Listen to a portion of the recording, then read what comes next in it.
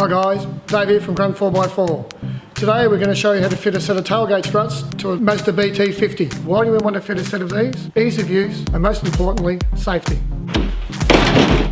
Temporarily remove cable from the tailgate. You want to remove the bolt from the body and replace this with the top strut bolt, remembering to keep the cable attached. Ensuring the cable is clear of the strut. Then reattach the cable to the tailgate. Then removing the bolt nearest the body, attach the bracket.